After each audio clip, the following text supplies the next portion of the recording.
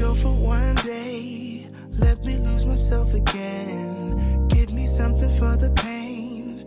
Always trying to pretend that I'm not living just a lie. Broken heart and shattered lives. Let me go for one day.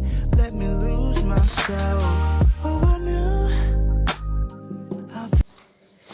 Hi guys, welcome back to my channel once again. Thank you for liking and subscribing and commenting and showing me so much love. I appreciate it. Yeah, as I was saying, this is part 2 of the story of how I met my child's father.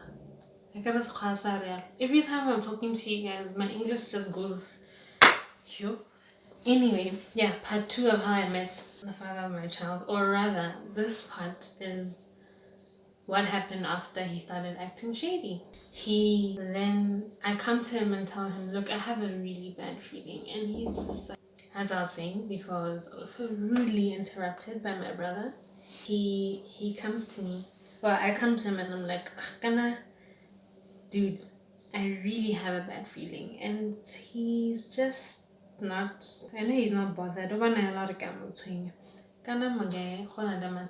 is the problem. I feel like something happened. He's like, nah, nothing happened. Why would you say anything happened? And he's just giving me a really hard time about it. So I then decided, oh no, I'm just gonna trust the guy. A month goes by, I miss my period.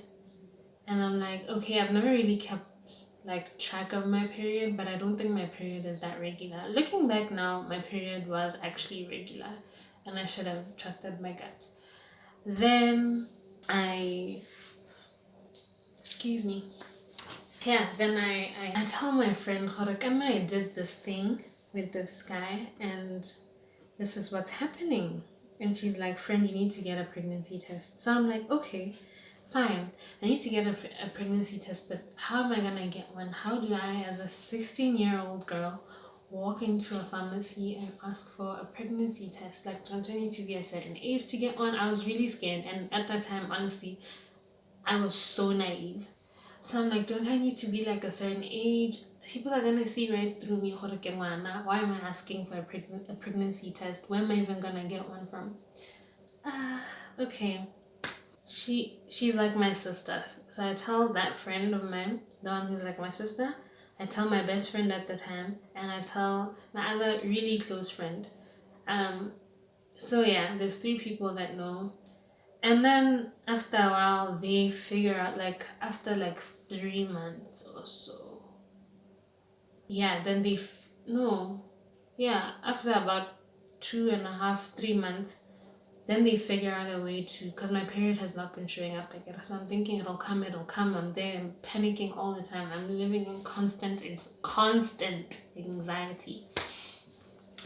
Then, the other friend, like the third one, she's not my best friend, not my sister, but that one, the last one, the one that I'm the least closest to, but she's one of the 3 people that I'm close to at that particular time.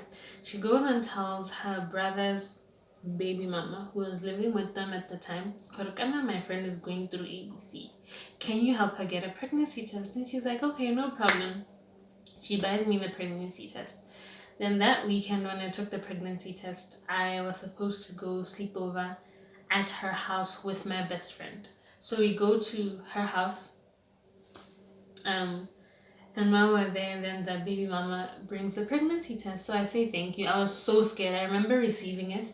I remember watching her walking like towards the house, because we were standing outside at the time. I watched her walk towards the house.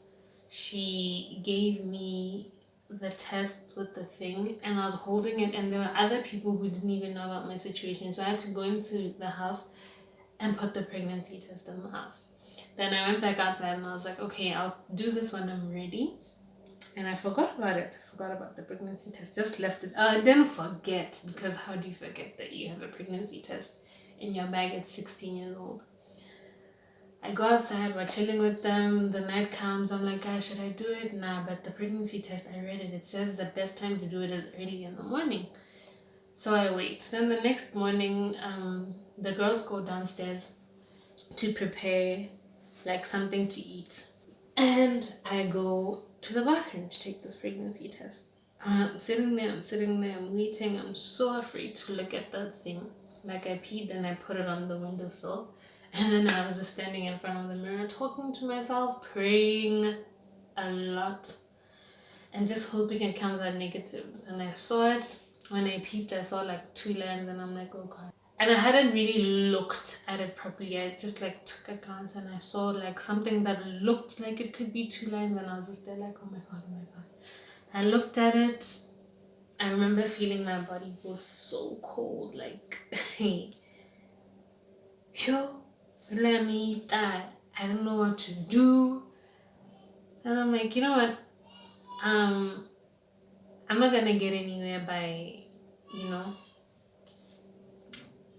let me just tell this guy that I took a pregnancy test, and what I had suspected in the beginning, even on like the very first night after, was true, because this could have been avoided. I could have taken like morning afters, and he didn't believe me. So let me just show him.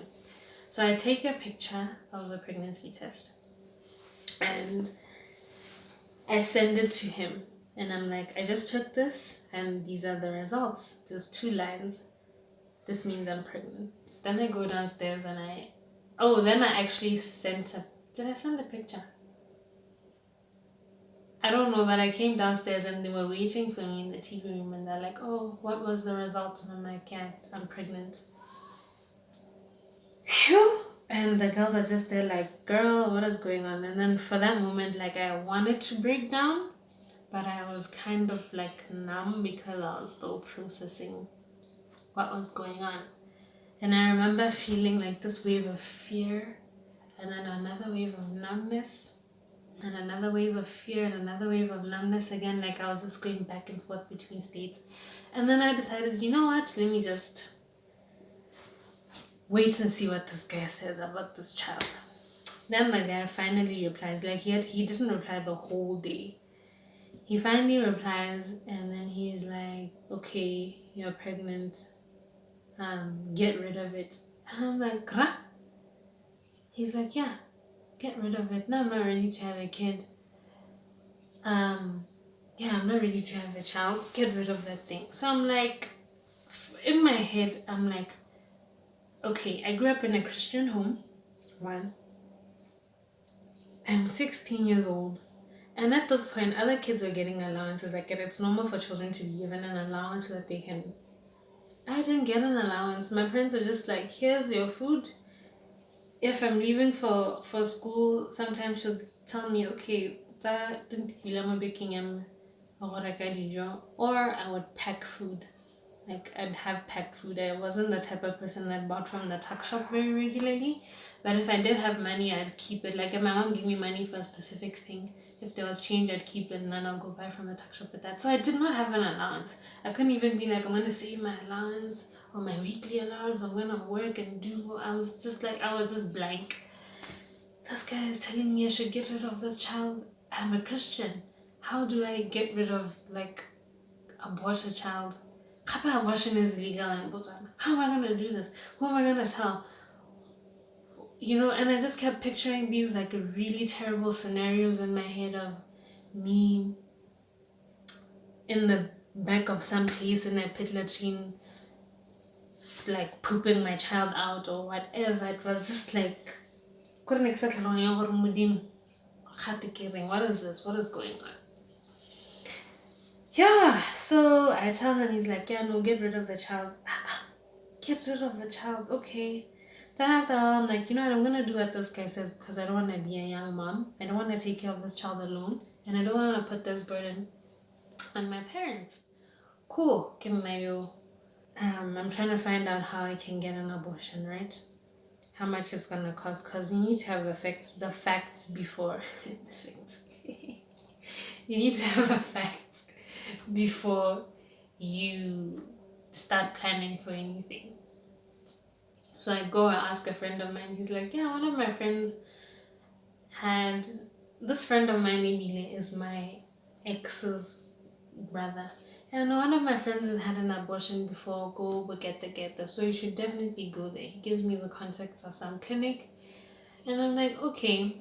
Then he's like, but the abortion actually cost her like two grand. Somewhere there. Like it was around 1.5. Somewhere there. And I was like, rah. He's like, yeah, it was around 1.5. So you're gonna have to find 1.5. I'm like, where am I gonna get 1.5 to do an abortion? Honestly. Then I tell